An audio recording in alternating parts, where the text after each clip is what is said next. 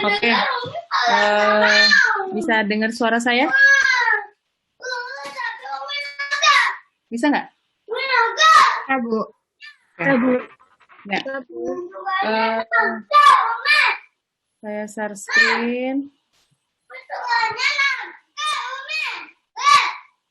Oke, sistem kardiovaskuler ya. Hari ini, bismillahirrahmanirrahim. Assalamualaikum warahmatullahi wabarakatuh. Waalaikumsalam warahmatullahi wabarakatuh. Hari ini kita belajar ini ya, bahas tentang sistem kardiovaskuler ya. Jadi bagaimana komponen-komponen vaskuler dan sirkuit sistem kardiovaskuler.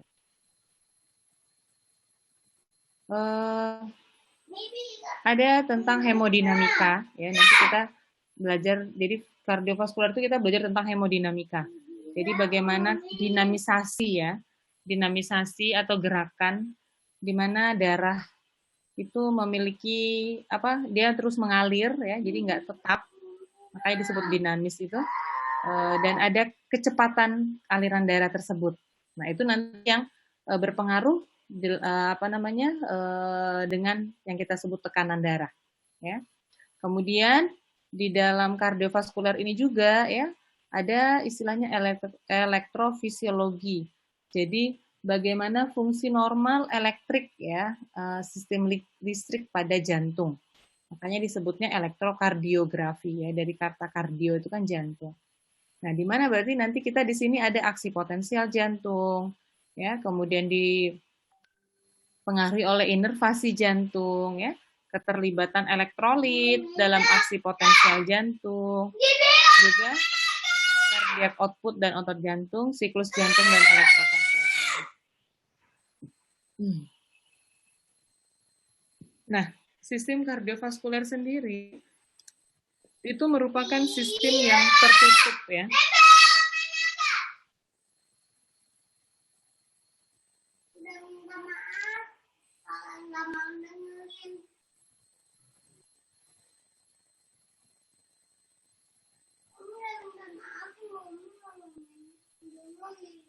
Jadi sistem jantung ini ya, jantung dan pembuluh darah ya. Dimana nanti jantung sendiri dia berfungsi untuk memompa darah, sedangkan pembuluh-pembuluh darah itu nanti yang menjadi tempat darah itu didistribusikan ke seluruh tubuh ya. Tuh. Nah, kemudian jadi kalau kayak pompa itu adalah si jantungnya, si pembuluh darah itu adalah selang-selangnya gitu ya. Airnya mengalir kemana nih? Nah, itu tergantung selangnya tadi ya, ke arah mana. Nah, di sini sehingga kalau kita berbicara fungsi dari sistem kardiovaskuler ini ya, dia adalah untuk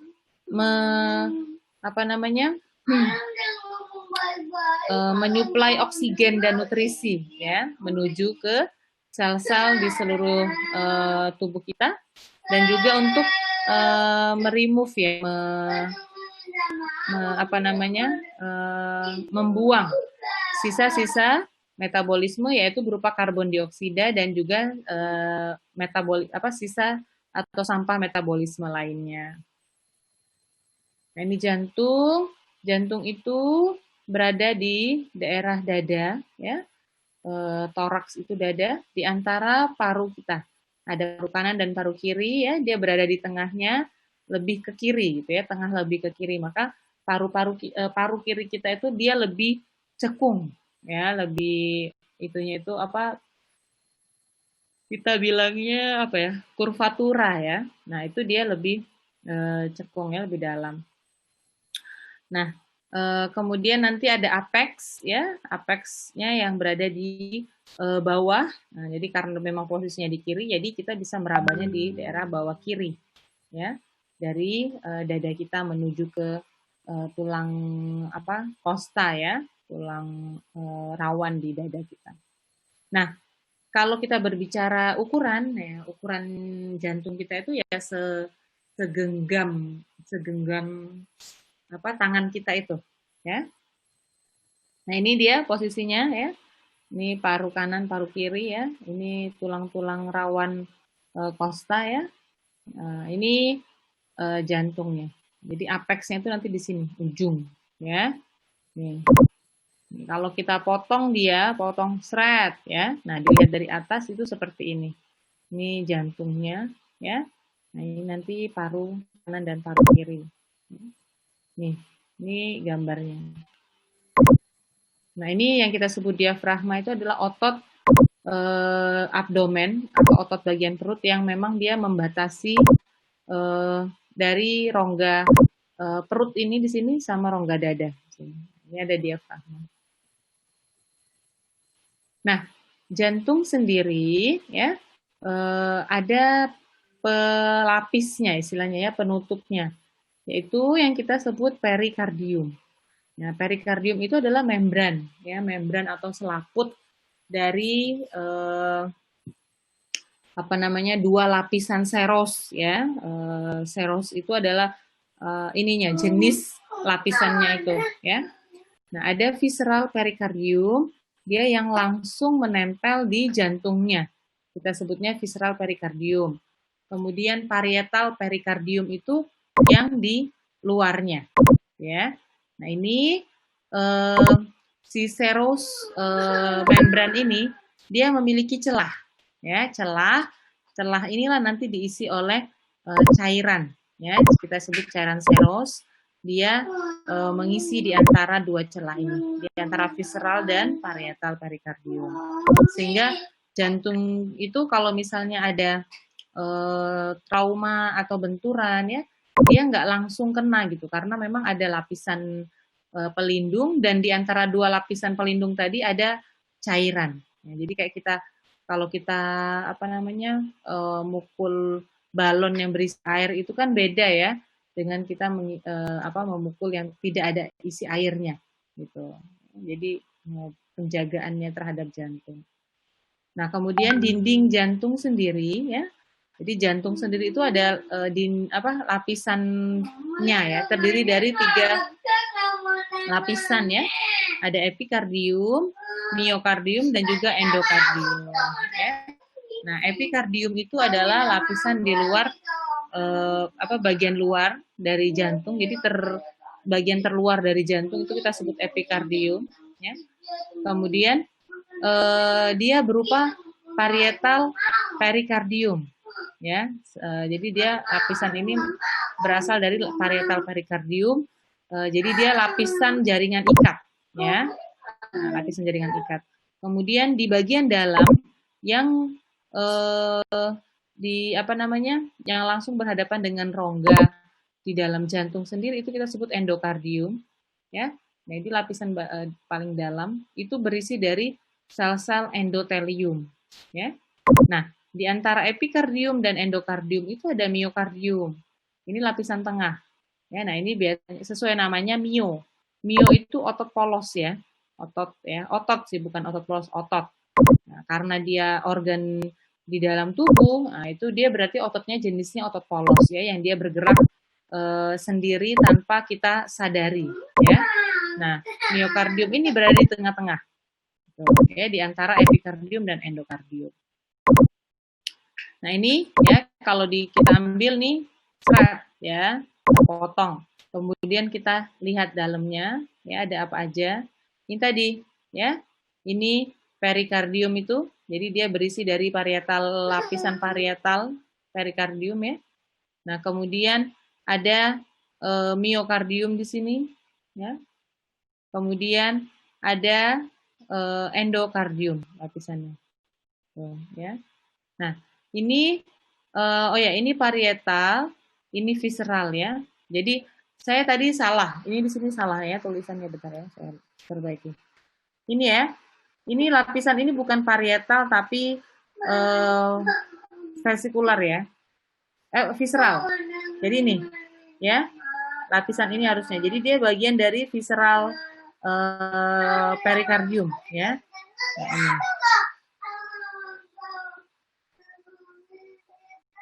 Nah, secara anatominya ini kita lihat ya. Jadi jantung kita itu terdiri dari 4 ruang ya. Bilik dan serambi, nah, istilahnya ya. Nah, ini atrium ya, bilik ini nanti serambi ya kayak gini ya. Ini nanti dia atrium itu bagian di atas ya. Dia tempat masuknya darah ya. Kalau yang kanan dia dari vena cava superior nantinya ya. Kalau yang di sebelah kiri dari vena pulmonalis. Nah, ini membuat itu dia ya. Nah, kemudian di bagian bawah ini ya, yang lebih besar itu adalah ventricle ya. Ventricle kanan dan ventricle kiri gitu. Nah, lapisan-lapisan di dalam ruang-ruang di dalam jantung ini ya.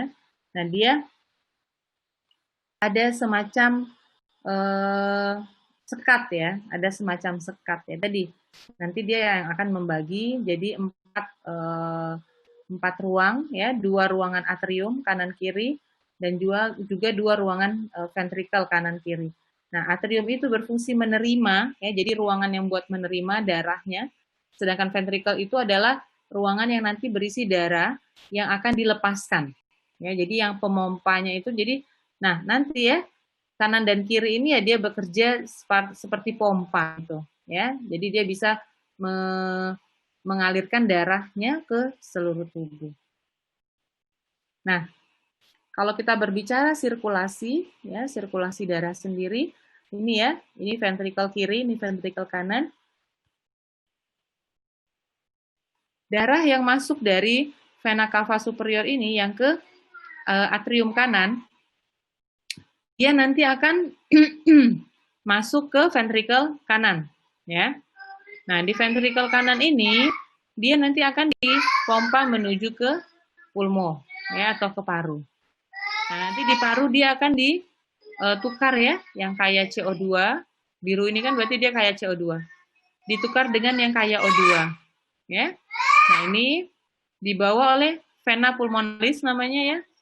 Vena pulmonalis ini yang nanti masuk ke dalam atrium kiri. Nah, di mana nanti akan berpindah darahnya ke ventricle kiri, dipompalah menuju ke aorta. Ini aortanya, ya, ke seluruh tubuh. Jadi yang merah itu yang kaya O2, yang biru itu yang kaya CO2. Kalau lihat ya, semua arteri dia kaya dengan O2, kecuali satu arteri, yaitu arteri pulmonalis. Lihat. Jadi arteri itu adalah pembuluh darah yang keluar dari jantung, sedangkan vena adalah pembuluh darah yang masuk ke jantung. Ya, sebenarnya itu. Nah, makanya arteri pulmonalis ini membawa darah yang dari vena cava masuk ke atrium kanan ini, kita sebutnya tetap arteri pulmonalis walaupun dia kaya CO2 karena dia memang keluar dari jantung menuju ke paru. Nah, begitu juga vena semuanya biru ya. Yang buka atas ya, vena semuanya biru nih yang kaya CO2 kecuali satu vena yaitu vena pulmonalis. Ya. Vena pulmonalis ini membawa darah dari paru ke atrium kiri. Ya, nanti masuk ke ventricle kiri disebarkan ke seluruh tubuh. Nah, ini saya bilang tadi atrium kanan, ya, atrium kanan itu nanti menuju ke ventricle kanan itu ada katup. Katup itu semacam pintu, ya. Jadi dia tertutup secara pada saat dia belum ada darah yang masuk ke atrium kanan, dia tertutup ya, katup tricuspidalis kita ngomongnya ya. Nah, jadi dia punya 3 katup 3 katup ini, makanya disebut tricuspid. Nah ini saat darah masuk dari atrium ke ventricle, maka katup tricuspidalisnya akan terbuka. Ya. Nah, kemudian nanti dari ventricle kanan, ya, ada katup namanya katup semilunar pulmonalis, ya. Nah ini menuju ke arteri pulmonalis, ya. Makanya disebut arteri pulmonalis karena dia emang ke arah pulmo atau paru, ya. Kemudian dari paru nanti dia akan bertukar ya O2 CO2-nya. Nah, yang kaya O2 tadi masuk ke masuk ke vena pulmonalis yang akan berpindah ya mengalirkan darahnya ke atrium kiri. Nah, di atrium kiri akan dialirkan ke ventricle kiri. Nah, di situ ada pintu lagi, kita sebutnya pintu bicuspidalis karena dia punya 2 katup pintunya, ya. Nah, nanti dari ventricle kiri maka akan masuk ke dalam aorta melalui katup lagi, kita sebut katup semilunar aorta. Nah, di aorta ini nanti yang mulai dia disebarkan ke seluruh tubuh, itu kita sebut sirkulasi sistemik, gitu ya. Nah, katup-katup di dalam jantung ini juga ya, dia punya ciri khas ya, di mana dia hanya bisa membuka dalam satu arah. Jadi ya persis mirip pintu di rumah kita yang dia itu cuma satu arah aja. Misalnya untuk membuka pintu ruang tamu itu ke dalam, tetap jadi dia hanya bisa ke dalam membukanya, nggak bisa membuka keluar. Itu ya, itu mirip katup di jantung kita. Nah, ada 4 katup sehingga ya ada atrioventrikular, ada atrioventrikular ini membatasi antara atrium dan ventricle. Ya, jadi antara atrium dan ventricle, bicuspidalis sebelah kiri, tricuspidalis sebelah kanan. Ya. Nah, kemudian ada katup semilunar. Ya. Katup semilunar itu di antara ventricle dan arteri, yaitu ada pulmonari semilunar itu ke arah arteri pulmonalis, sedangkan aortik semilunar itu ke arah aorta. Ya. Nah, si katup ini kapan terbukanya gitu. Nah, jadi jika terjadi pompa darah, ya. Jadi pompa darahnya itu dipompa. Jadi atrium kanannya dia akan memompa. Nah, saat dia memompa berarti jaringan-jaringan otot di atrium kanannya itu yang akan berfungsi untuk memompa tadi ya. Nah, dia akan membuka si katup tricuspidalis ya. Otomatis nanti dia pindah ke ventricle kanan. Nah, ini di sini ada istilahnya chordae tendinea ya, kita sebutnya heartstrings. Jadi dia mirip dia adalah jaringan ikat ya sebenarnya, jaringan ikat yang dia membentuk ya seperti jalinan-jalinan tali ya, makanya kita sebut heartstring. Nah, ini yang untuk menghindari terjadinya aliran balik. Ya, jadi darah yang sudah dipompa ke ventricle kanan saat si katup tricuspidalis ini menutup kembali ya, dia kan nggak akan loss ya, nggak akan loss. Dia kayak pintu kita itu, dia pasti akan tertutup ya. Nah, jadi aliran darah di ventricle kanannya nggak akan mungkin balik ke ventricle ke atrium kanan, gitu ya. Nah, ini katupnya, ini yang bicuspidalis ya. Ini yang tricuspidalis. Jadi yang 2 ini adalah bicuspidalis ya. 3 ini 1 2 3, 1 2 3, 1 2 3 ini tricuspidalis. Nah, semilunar itu seperti ini dia, ya. Nih, ada bentuk semilunar. Ya. Oke. Ini punyanya aorta atau pulmo ya, arteri pulmonalis. Ini yang kita sebut chorda tendinea tadi yang saya bilang. Jadi dia ditahan oleh jaringan-jaringan ikat ini. Ya, jadi dia nggak loss ya, nggak loss ke arah sebaliknya. Jadi aliran balik itu nggak ada. Ya, ini chorda tendinea.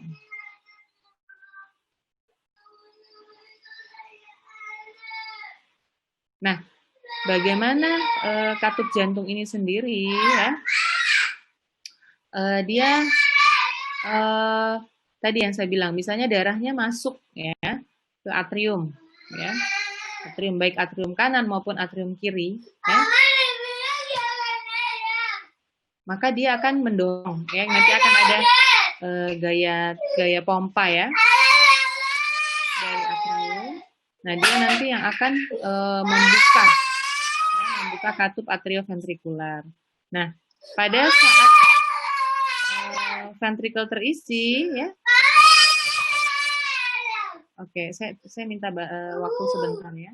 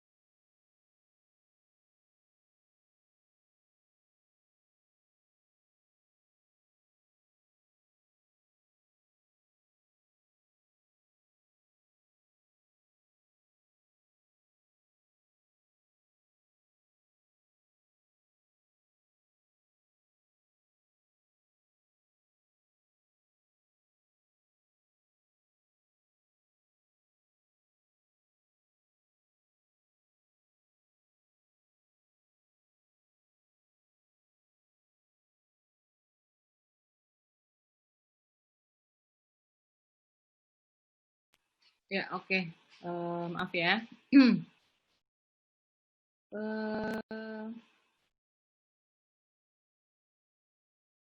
Oke, masih on ya videonya ya. Yang belum di-on kan tolong di-on kan ya. Oke, kita lanjut nih. Jadi, bagaimana cara kerja katupnya tadi? Ya. Nah, ini, halo, udah kedengeran nggak suara saya, Dek? Dengaran, Bu. Nah ini ya, jadi darah masuk nih ke atrium kanan atau atrium kiri. Ya, atrium kanan kan tadi vena cava superior, ini vena cava inferior. Ini vena pulmonalis. Ya.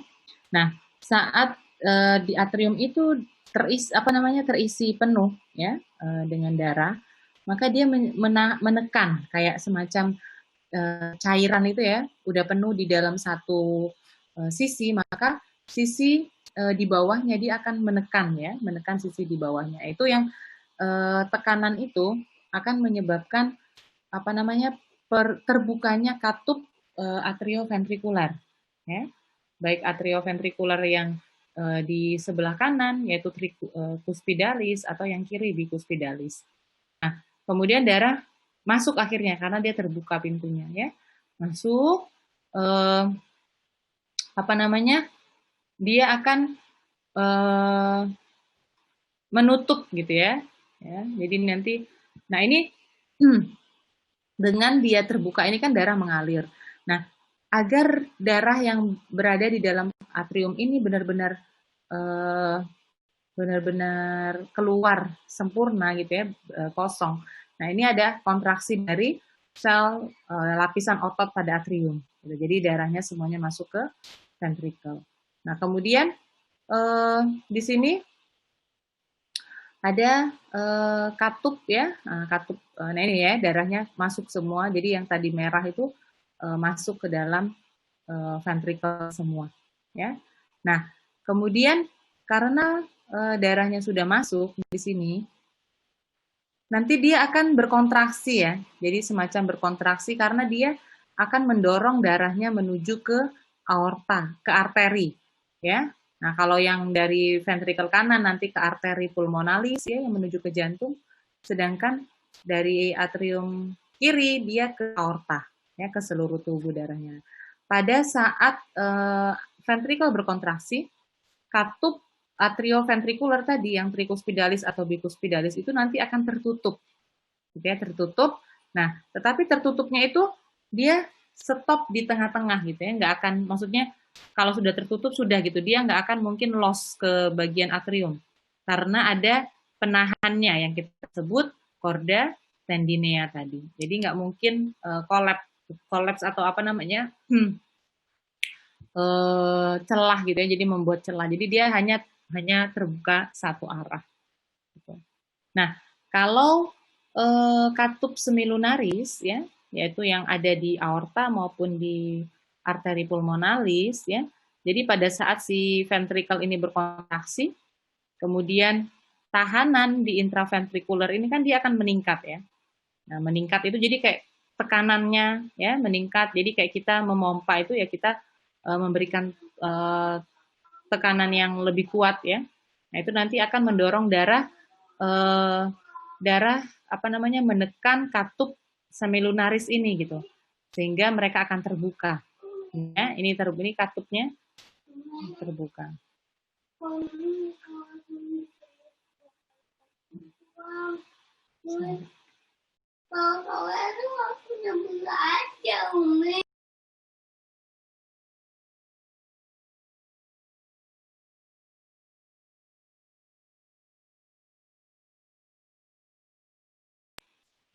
Itu ya, jadi nanti darahnya akan keluar ya menuju ke arteri.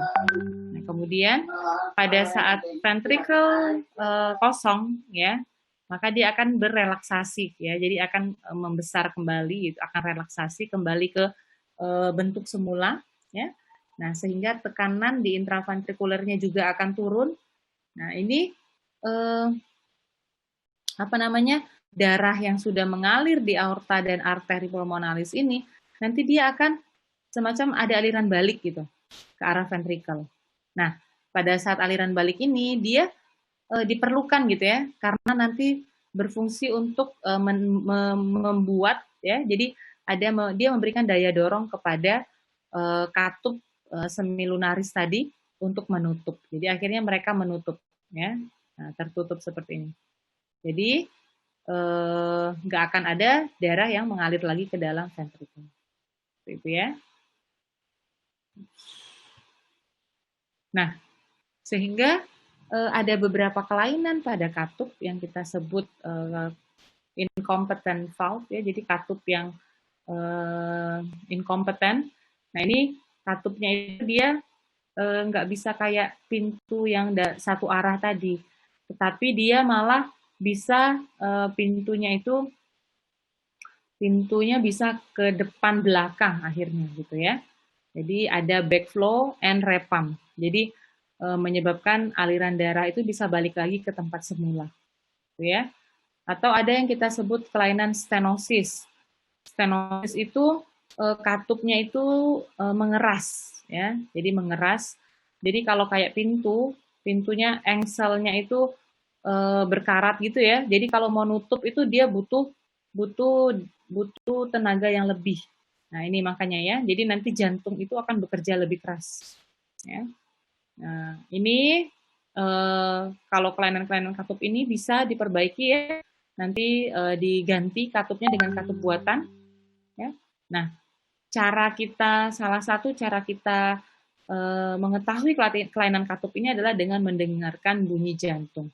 Ya, ada bunyi loop dup gitu ya. Loop dup ini karena ada aliran backflow ini tadi, gitu. Ya. Oke. Nah, ini jantung, di mana jantung itu berhubungan dengan makanya kita sebut kardiovaskuler ya. Ada kardio dan juga vaskular ya. Vaskular ini adalah pembuluh-pembuluh darah. Nah, pembuluh darah apa yang berhubungan langsung dengan jantung ya? Pertama aorta, ingat ya. Aorta itu adalah pembuluh darah yang langsung meninggalkan ventrikel kiri ya. Kemudian arteri pulmonalis, dia yang keluar dari ventrikel kanan. Kemudian vena cava ya, terutama jelasnya itu vena cava superior karena dia pada bagian atas.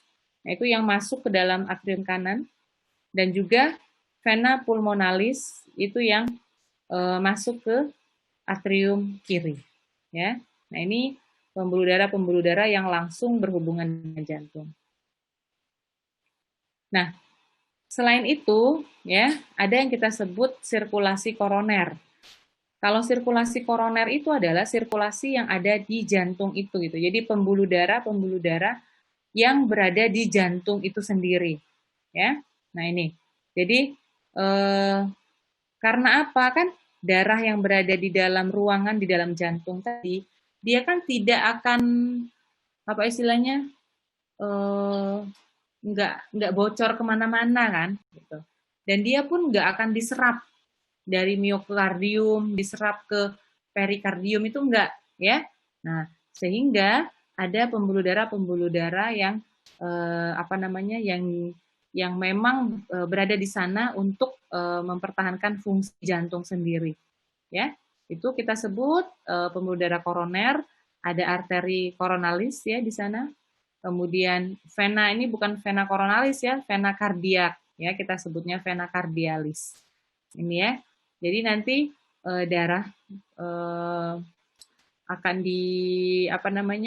alirkan itu nanti dia siklusnya dia akan menuju ke tetap ke atrium kanan ya. Nanti di situ ada sinus koronaris. Gitu. Jadi kalau kita berbicara arteri koronari, vena kardialis ya, sinus koronari itu berarti adalah sirkulasi koroner ya yang berada di jantung itu sendiri. Nah, ini ya pembuluh darah di jantung ya. Nah, di sini ada koronari dextra atau kanan ya. Arteri koronari dextra, arteri koronari sinistra ya. Nanti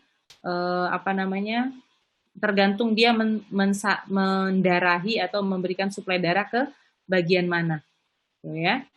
Nanti di sini ada atrium kanan. Ini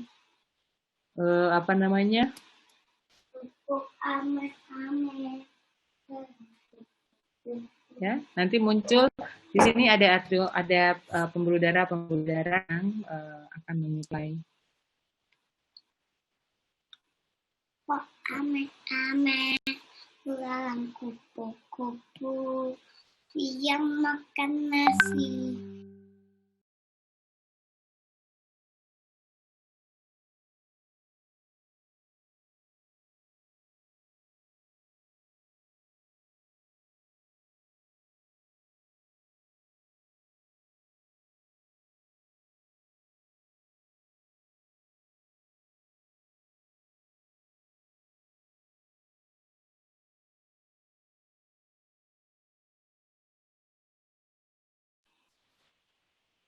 Nah, ini vena, ya.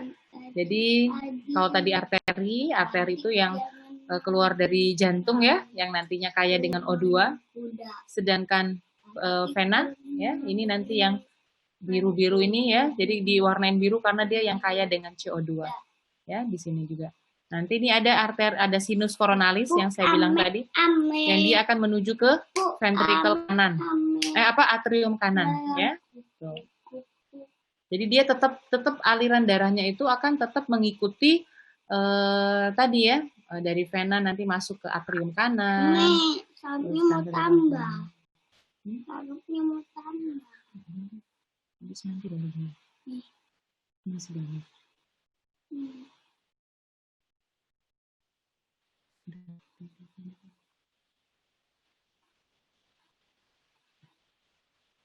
Oke. Sapu ame.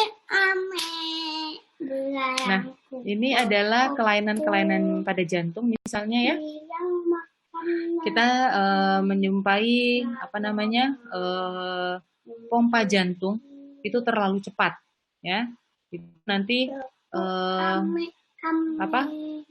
jadi pompa atau gerakan jantung itu nanti dia terlalu cepat, itu akan menghasilkan darah yang keluar itu inadequat ya. Inadequat itu dia nggak full gitu.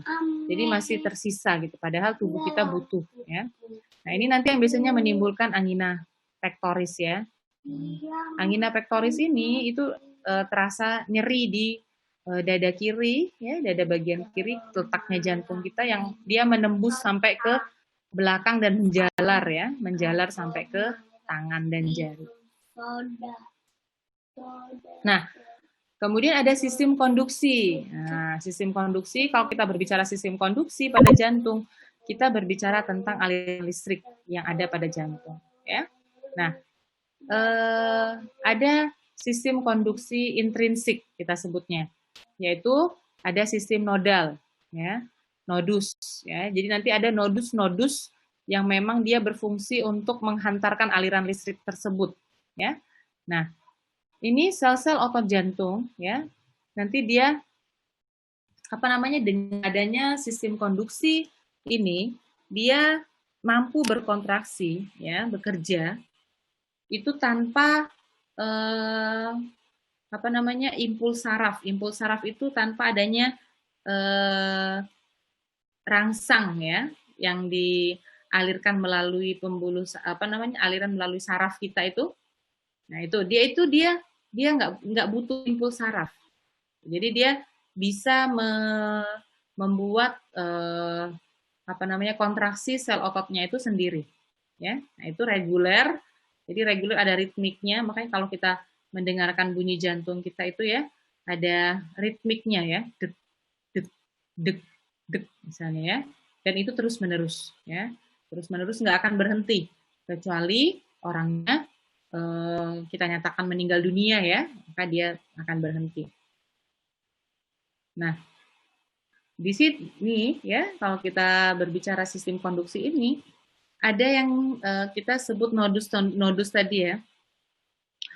Itu adalah semacam jaringan ya, jaringan khusus yang dia mampu membuat pace ya. Pace itu semacam gelombang elektrik ya, gelombang elektrik.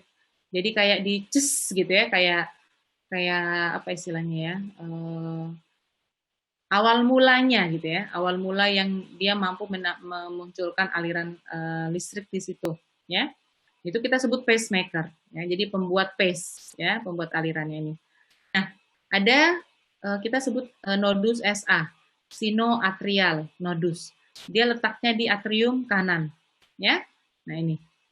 Kemudian ada lagi ya jaringan-jaringan khusus di jantung kita yang bekerja dalam sistem konduksi ini, yaitu nodus atrioventrikular. Ya, nodus atrioventrikular ini adalah jadi hubungan antara atrium dan ventrikel kanan dan kiri. Ya, jadi di situ ada nodus juga. Nah, kemudian ada bandel, ya, atrioventrikular bandel. Bandel itu semacam benang-benang, ya, kita sebut benang His. Nah, cabang-cabang dari bandel ini ada nanti yang ke arah kanan dan ke kiri. Ya, nah ini serabut-serabut. Nah, dari cabang-cabang ini ada serabut-serabut, kita sebut serabut Purkinje. Ya, nah ini adalah sistem konduksi yang ada pada tubuh kita. Nah ini ya, ini jadi awal mulanya aliran listrik itu dari sini. Makanya disebutnya pacemaker, ya, di nodus sinoatrial ini, SA nodus, ya. Nah, kemudian nanti dia akan dialirkan dia ke atrium kiri, kemudian ke bawahnya nanti ketemu di nodus atrioventrikular, ya, dialirkan. Kemudian ini ada bundle of His-nya, ya. Nih, cabang bundle ini atau serabut bundle ini. Nanti dari situ dia akan bercabang-cabang kecil lagi, kita sebut Purkinje. Ya. Tuh. Jadi dia akan mengaliri sampai ke semua bagian dari jantung. Jadi jantung itu kalau memompa darah, ya, fungsi memompa dia akan bekerja semuanya. Gitu. Ini karena ada si pacemaker. Jadi kita nggak bisa kita nyuruh pacemaker itu berhenti dulu sebentar, gitu ya, atau pelan-pelan aja, itu kita nggak bisa, ya, karena dia akan bekerja sendiri. Nah, inilah yang kita kenal akhirnya dengan sistem elektrik jantung yang bisa kita rekam melalui elektrokardiogram, EKG, ya.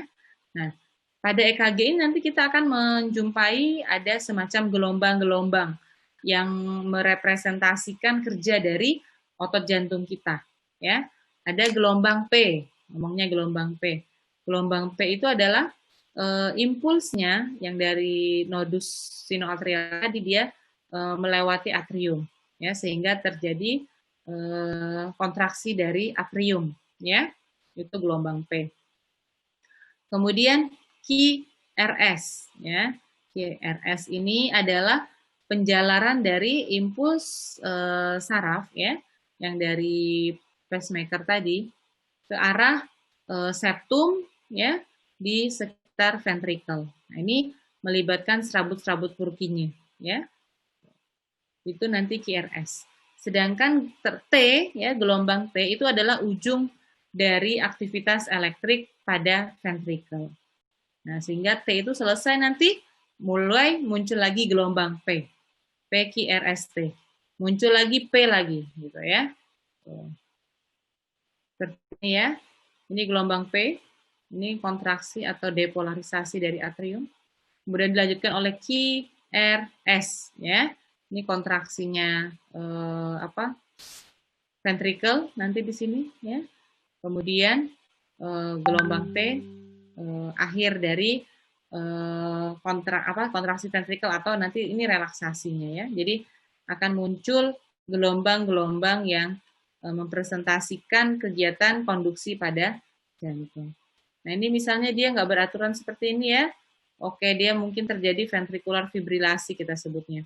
Jadi dia nggak adekuat kerja jantungnya dan ventrikelnya itu bergerak, ya, atau memompa itu dengan irama yang tidak reguler, nah, tapi nggak maksimal, gitu, ya, kelainan jantung, ya. Nah, sehingga ada beberapa kelainan, ya, pada jantung yang kita bisa cek, ya.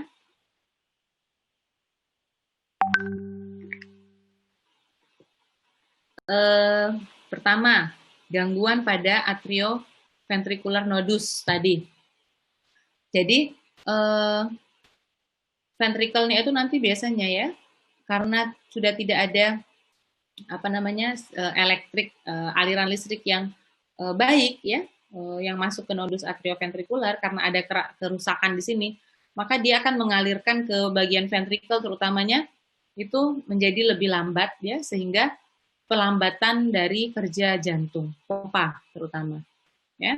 Nah, nanti perlambatan pompa jantung ini lama-lama ya akan menimbulkan terjadinya fibrilasi gitu. Jadi dia semacam apa namanya, terjadi fibrilasi itu dia karena tadi ya, karena darah diterima tubuhnya kurang ya, tubuh apa namanya, meminta lebih banyak, jadi akhirnya dia mempercepat gitu.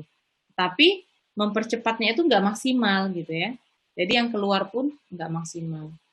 Jadi aliran darah alir apa namanya, berkurang ya. Kemudian takikardi. Takikardi kalau biasanya ya, takikardi itu akibat pompa jantung kita melebihi normal ya. Biasanya kita bisa selain kita mendengarkan dengan stetoskop ya, kita juga bisa meraba, terutama yang paling mudah ya diraba di nadi tangan ya. Nah, kalau nadinya meningkat lebih dari 100 kali per menit, kita sebut dia mengalami takikardi. Ya. Kemudian kalau dia melambat ya, kurang dari 60 kali per menit, maka kita sebutnya bradikardi.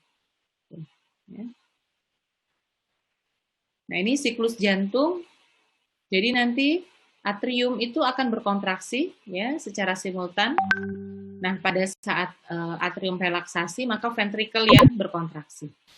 Jadi ada waktu-waktunya. Nah, kontraksi dari ventricle itu kita sebut sistol, sedangkan saat relaksasi kita sebut diastol. Itu yang kita dengarkan suaranya. Ya. Nah, ini pengisian aliran darah, pengisian darah ya. Nah, jadi di sini kita sebutnya ini ventricular filling, biasanya diastol di bagian akhir ya. Nah, ini atriumnya berkontraksi untuk mengisi darah ke ventricle. Nah, pada saat terjadi kontraksi ventricle ya, nah kita sebutnya ada yang muncul sistol ya, ventricular sistol. Sedangkan atria karena dia sudah relaksasi, kita sebutnya atria in diastol ya. Ini nanti akan keluar darahnya. Nah, ini pada saat dia relaksasi kita sebut isovolumetrik ya, karena volumenya itu sama ya, kanan dan kiri. Nah, ini mulai saat relaksasi ini terjadinya diastol awal. Nah, sehingga nanti ya akibat dari kerja jantung ini kita mengenal cardiac output ya. Cardiac output itu adalah jumlah dari darah yang dipompakan pada 1 menit ya dari jantung. Jadi kita bisa ngukur sih ya. Cardiac output itu adalah heart rate. Heart rate itu jumlah nadi ya, denyut jantung kita, nadi, dikali stroke volume ya. Stroke volume itu adalah volume udara yang dipompakan ke dalam ventricle dalam satu waktu. Ya, dalam satu kali kontraksi, yaitu stroke volume ya. Jadi sedangkan cardiac output itu jumlah pompa yang dipompa dari jantung menuju ke seluruh tubuh. Jadi yang dikeluarkan itu berapa banyak? Oh, dari jumlah heart rate-nya dikali stroke volume. Ya. Nih, jadi misalnya dia 75 kali per menit nadinya. Kemudian stroke volume-nya ya ada 70 mili darah yang dialirkan ke ventricle setiap setiap kali pengisian. Nah, setiap kali pengisian itu kan menimbulkan bunyi ya, itu yang bunyi nadi yang kita bisa perdengarkan itu ya, bisa raba. Nah, dapatlah cardiac output-nya sekitar 5.250 mili per menit. Ya, dan ini dalam range normal. Range normal itu lebih kurang plus minus ya 5.000 ml per menit. Ini ya. Jadi nanti cardiac output inilah berarti sekitar 5.250 mili per menit inilah yang melewati semua bagian tubuh kita. Tuh, ya. Sehingga cardiac output itu tergantung. Jadi dia bervariasi antara satu manusia dengan manusia yang lain. Nah ini ya, ini regulasinya, bagaimana cardiac output regulasi itu terjadi sesuai aktivitas kita. Ya. Nah ini tadi cardiac output dipengaruhi oleh berapa jumlah heart rate, berapa jumlah nadi kita dikali dengan stroke volume. Ya. Nah heart rate ini nanti kalau pada saat kita olahraga misalnya ya, maka pada saat olahraga dia akan terjadi aktivasi dari otot-otot rangka dan juga respirasi karena kita butuh O2 yang lebih banyak sehingga kita akan berrespirasi itu akan lebih meningkat ya respiratory rate-nya. Nah, ini nanti akan meningkatkan yang kita sebut venous return di sini.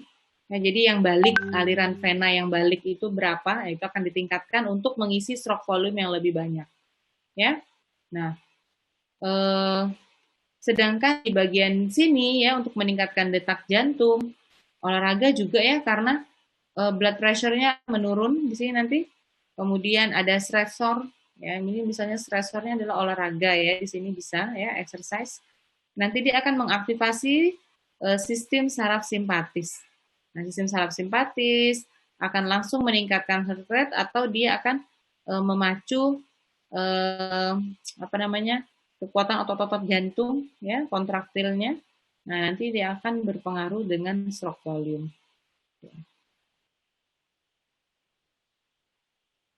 Nah, ini ya, jadi stroke volume itu biasanya konstan ya jumlahnya ya, gitu.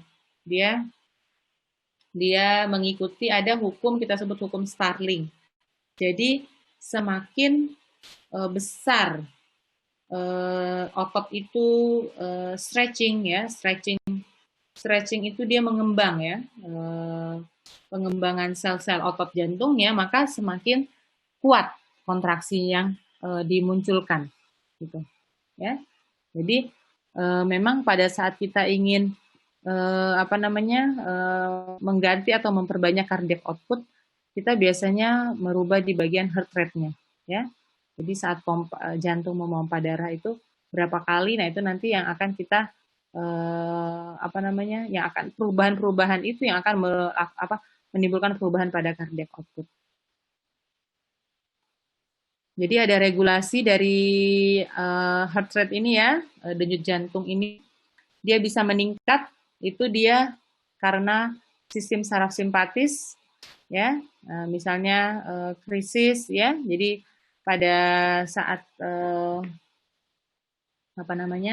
darah kekurangan O2 misalnya ya, nah itu, atau pada saat tekanan darahnya menurun ya. Nah, ini nanti dia akan mengaktifasi sistem saraf simpatis, meningkatkan heart rate. Hormon, ya bisa epinefrin, tiroksin, ini hormon-hormon yang akan meningkatkan heart rate. Exercise, ya, olahraga, dan juga penurunan volume darah, ya, volume darah, blood volume yang tadi mengisi ventricle tadi, ya. Nah, sedangkan denyut jantung itu sendiri bisa diturunkan, ya, bisa dikurangi dengan kerja dari sistem saraf parasimpatis, ya, di mana nanti tekanan darah itu biasanya tinggi, ya, atau blood volume-nya juga tinggi, ya. Maka mereka akan berusaha dengan menurunkan aliran balik vena, ya, aliran balik vena itu diturunkan. Gitu. Nah, pada kelainan yang kita sebut kelainan gagal jantung kongestif, ya, ini karena jantungnya itu memang dari jantungnya itu dia terjadi kelemahan dalam proses pompa, ya. Nah ini kalau di sini biasanya nanti kita akan menggunakan obat-obatan yang tipenya digitalis. Jadi jantungnya itu nanti akan bekerja lebih lambat, ya, tetapi konstan, ya, konstan, dan nantinya dia lama-lama menjadi lebih kuat, gitu ya, karena ada dibantu oleh digitalis ini. Nah, ini sehingga ini ada kelainan yang kita sebut congestive heart failure ya, CHF. Ini gagal jantung kongestif.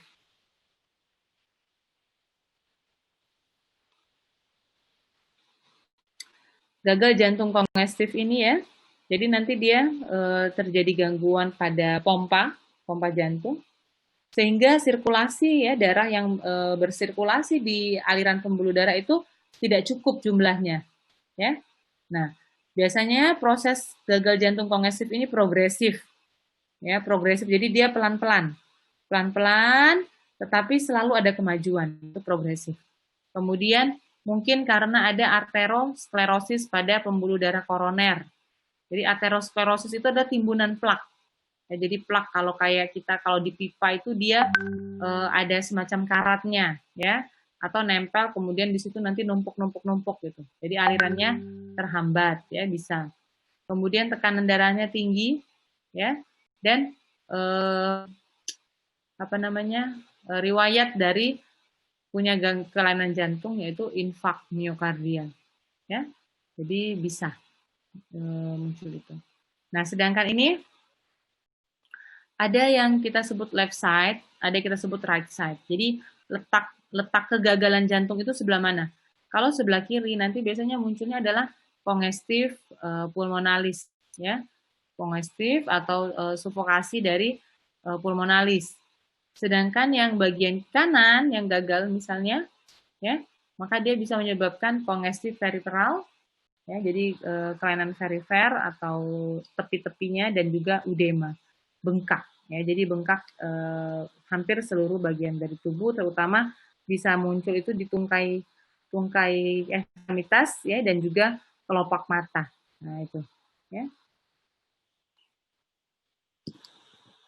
Oke, bentar ya.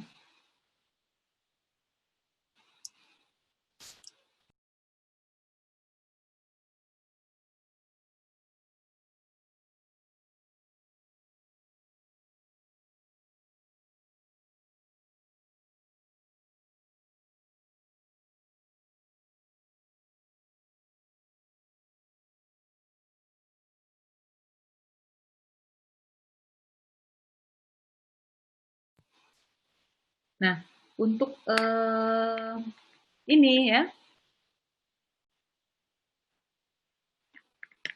kalau ini kita berbicara di aliran darah, pembuluh darahnya. Jadi bagaimana sistem vaskularisasi di dalam tubuh kita ya dari jantung ini. Jadi memang berfungsi untuk mengalirkan darah gitu ya, baik mengambil maupun memberikan ya darah itu menuju jantung atau menuju ke seluruh tubuh, ya, sel seluruh tubuh atau mengambil dari sel seluruh tubuh ke jantung. Sehingga kita mengenal arteri, ya. Arteri itu adalah pembuluh darah arteri yang besar ya. Arteriol itu yang kecil-kecil, arteri yang kecil. Kemudian ada kapiler, kapiler itu nanti dia cabang lebih kecil dari arteriol yang dia bergabung dengan cabang dari venula. Ya, venula itu adalah pembuluh darah vena yang kecil-kecil. Nah, nanti mereka itu nanti akan bergabung di kapiler, pembuluh darah kapiler, gitu, ya. Nah, ini, ya, jadi ini misalnya arteri, kemudian ada cabangnya dari arteri kita sebut arteriol. Nah, nanti cabang-cabang arteriol ini membentuk kapiler dia. Sama pembuluh darah vena, cabangnya kita sebut venulul, ya lebih kecilnya. Kemudian kecilnya lagi kita sebut membentuk kapiler dia bareng, ya kapiler. Jadi ada 3 lapisan ya dalam pembuluh darah kita, dinding pembuluh darah kita itu tunika intima ya, lapisan tunika intima, tunika media dan juga tunika eksterna. Kalau tunika intima itu yang dia berhadapan langsung dengan rongga di dalam pembuluh darah, ya, yang berhadapan langsung dengan darah itu nanti sel-sel darah itu ada endotelium. Sedangkan di tengah itu ada otot-otot polos, ya, makanya bisa berkontraksi, kita sebut vasokonstriksi, menyempit, bisa melebar, vasodilatasi, ya. Kerja dari otot-otot polos dari pembuluh darah kita itu di dipengaruhi oleh sistem saraf simpatis. Ya. Kemudian tunika eksterna di sini, ya, di bagian luarnya itu adalah jaringan-jaringan ikat fibros. Ya. Nah, ini perbedaan antara pembuluh darah ya di dalam tubuh kita itu. Kalau arteri dia lebih tebal dindingnya, ya. Tetapi lumennya atau rongganya itu pada vena itu rongganya lebih lebar. Jadi dindingnya vena itu dia lebih tipis tetapi rongganya itu lebih lebar. Kita sebut lumen. Arteri kebalikan, dindingnya lebih tebal tetapi lumennya lebih kecil dibandingkan vena. Ya. Nah, ini nanti ada otot-otot rangka ya. Itu nanti yang akan istilahnya membantu pergerakan vena itu untuk menuju ke jantung gitu. Karena vena itu kan dari perifer menuju ke jantung ya. Nah, itu nanti akan terbantu dengan gerakan otot-otot rangka. Kemudian dinding kapiler sendiri ya, ada satu lapis sel. Nah, ini nanti yang berfungsi untuk makanya kapiler itu dia kalau tadi ada tunika inti, media eksterna, kalau kapiler itu enggak, hanya satu lapis sel. Ya, nah, agar dia mudah terjadi pertukaran, baik pertukaran darahnya maupun pertukaran jaringan atau pertukaran O2 CO2 misalnya, ya. Gitu. Nah, ini ya. Jadi kalau pembuluh darah arteri itu sebagian besar itu akibat pompa dari jantung ya, sehingga darahnya masuk ke dalam arteri. Sedangkan vena nanti dia ada bantuan kerja dari otot-otot rangka. Nih, misalnya ya, dia butuh berkontraksi, nanti otot rangka kita itu akan membantu. Karena dia harus ke bagian atas, ya. Oke, kemudian ada yang kita sebut capillary beds. Nah, ini tadi yang saya bilang tadi, ya. Pada kapiler ini ada semacam dua tipe pembuluh darah, ya. Nah, ada vascular sun, ini vascular sun nih, ya. Ini vascular sun. Ya, jadi dia langsung menghubungkan dengan arteriol ke venul, ya. Nih, ini venul, ini arteriol, ya. Nah, itu kita sebut vascular sun. Sedangkan ada lagi true capillary. Nah, true capillary itu adalah yang bagian tempat terjadinya pertukaran, ya, oksigen dan nutrisi nanti masuk ke dalam sel, sedangkan karbon dioksida dan sisa-sisa metabolisme itu akan masuk ke dalam pembuluh darahnya, gitu. Ya, dan di sini true capillary itu yang cabang-cabangnya ini. Ini nanti yang akan dia menempel dengan sel-sel. Ini kan nggak kelihatan selnya. Tuh. Nah, ini proses pertukarannya kita dengan cara difusi, ya. Jadi dia akan bertukar. Ini kan kapiler tadi ya. Misalnya nih di sini eritrosit membawa hemoglobin ya. Hemoglobinnya kayak O2. Nah, ini O2-nya nanti dia akan dipindahkan. Terus tukeran CO2 yang banyak di dalam sel akan dimasukkan ke dalam pembuluh darah untuk dibuang. Gitu misalnya, ya. Jadi tampak. Nah, ini nanti akan dipengaruhi oleh tekanan osmotik ya, tekanan darah yang ada di tubuh kita ya. Sehingga nanti dari ini ya kita untuk melihat fungsi jantung ya, terutama sistem kardiovaskuler ya. Maka kita akan melihat kita sebut vital sign, tanda-tanda vital. Jadi bagaimana pulsasi arterinya, jadi nadi kita itu ya. Kemudian blood pressure, tekanan darah, jadi berapa tekanan darahnya. Kemudian respiratory rate, jadi berapa kali per menit dia respirasi. Suhu tubuh, ini ya. Karena nanti keempat vital sign ini akan mengindikasikan sehat tidaknya sistem tubuh kita, terutama kardiovaskuler. Ini pulse ya, jadi kita bisa meraba pulsasi atau pulse itu semacam denyut ya. Nah, itu pada bagian-bagian arteri. Ada arteri facialis, merasa ya, kadang-kadang di muka kita itu kerasa denyutnya gitu ya. Nah, itu ada arteri facialis, ada arteri temporalis ya. Nah, semua ini arteri yang biasa kita pakai untuk memeriksa denyut nadi di lengan itu adalah arteri radialis. Atau yang kalau kita lagi stetoskop ya, pakai stetoskop memeriksa pakai apa namanya tensimeter misalnya, itu adalah arteri brachialis ya. Nah, tekanan darah ini kita ada tadi yang sistolik dan diastolik. Jadi sistolik itu adalah pada saat ventrikel berkontraksi, jadi memompa darah menuju ke aorta, ya, atau ke arteri pulmonalis tadi. Nah, itu menimbulkan suatu bunyi jantung, itu yang kita kenal dengan sistolik. Sedangkan diastolik itu pada saat ventrikel berelaksasi, ya, ventrikel relaksasi akan terjadi penutupan katup semilunaris tadi ya pada aorta atau arteri pulmonalis. Nah, itu nanti yang akan menimbulkan bunyi kita sebut diastolik. Tuh, ya. Ini tekanan pada pembuluh darah itu akan menurun ya. Apa namanya? Sesuai dengan jarak dari jantung. Jadi semakin jauh dia dari jantung, dia nanti kalau kita berbicara pressure atau tekanan dia akan butuh lebih kuat ya. Ini cara kita mengukur tekanan darah ya. Jadi kita letakkan dia di lengan ya. Kemudian kita taruh stetoskop ya, di sini arteri brachialis. Kemudian kita lakukan pemeriksaan ya. Kita tanya dulu pasiennya misalnya sampai biasanya tekanan darah berapa? 120, oke. Ya, kita beri jeda ya sekitar 40 ke atas, oke, sampai 160 cukup. Terus nanti kita turunkan. Akan terdengar suara pertama, suara sistolik. Ya. Nah, sehingga ada efek-efek dari beberapa faktor ya yang mempengaruhi tekanan darah, yaitu faktor neural. Faktor neural ini adalah dari sistem saraf ya, terutama sistem saraf otonom. Jadi nanti bagian yang simpatis, dia disebut otonom itu karena dia bekerja sendiri, ya, nggak kita suruh dia bisa bekerja sendiri.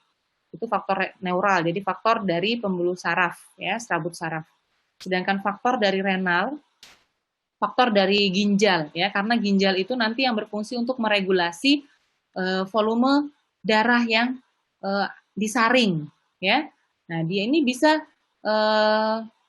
memperbanyak atau mengurangi volume darah di dalam pembuluh darah itu bisa dari faktor ginjal ya, makanya biasanya urinnya semakin banyak urin maka volume udaranya semakin sedikit ya, karena lebih banyak yang dikeluarkan melalui renal ya.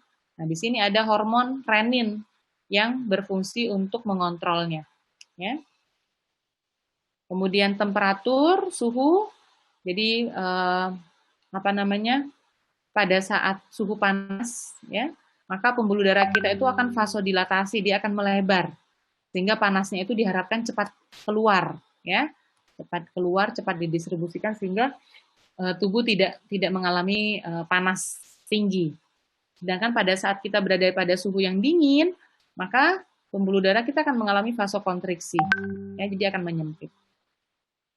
Nah, kemudian kimia ya, ada unsur-unsur kimiawi lainnya bisa menyebabkan peningkatan ataupun penurunan dari tekanan darah. Dan juga makanan, ya, makanan rendah natrium, tinggi natrium itu akan sangat mempengaruhi. Nah, ini normalnya sekitar apa namanya, tekanan darah itu ya, range-nya antara 140 sampai 110 ya, walaupun saat ini ada kategori, jadi tergantung kita pakainya ya. Nah, kita ambil dulu yang kategorinya di sini. Ada lagi kategori lain itu dia mulai dari 130 ya. Nah, ini di atas 140 untuk sistoliknya itu maka dia kita sudah menyebutnya tekanan darah tinggi atau hipertensi. Ya. Kalau diastoliknya antara 80 sampai 75. Nah, kalau hipotensi kita sebutnya kalau tekanan darah sistoliknya kurang dari 110 ya. Biasanya ini ada suatu penyakit ya. Kemudian hipertensi bisa di atas 140.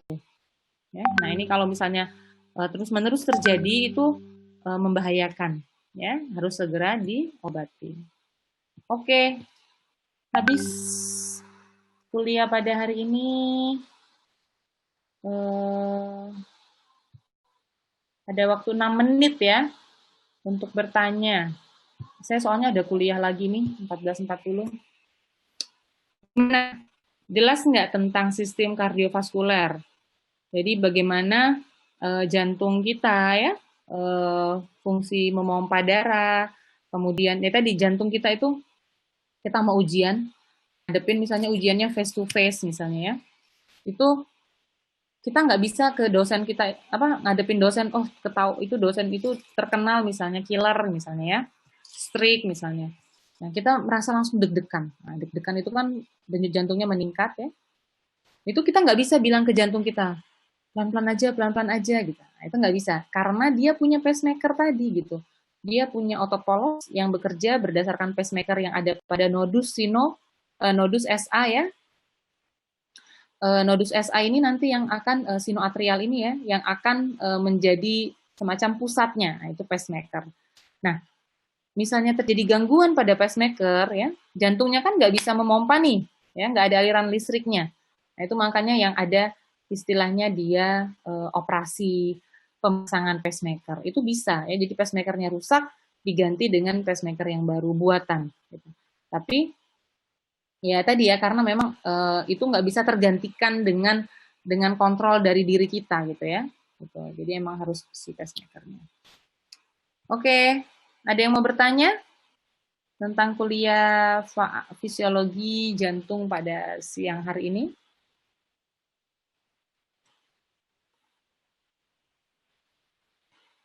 Oke, kalau nggak ada, mungkin saya akhiri ya. Nanti saya bagi untuk ininya, PPT-nya. Ke Lutfia tadi ya, yang ininya. Oke, hari ini yang hadir 56. 56, berarti yang nggak hadir, nanti Lutfia saya minta catatan nama-nama yang tidak hadir. Ya. Ya, Ibu. Oke. Oke, terima kasih semuanya ya. Semoga bermanfaat kuliah pada siang hari ini. Saya akhiri. Assalamualaikum warahmatullahi wabarakatuh.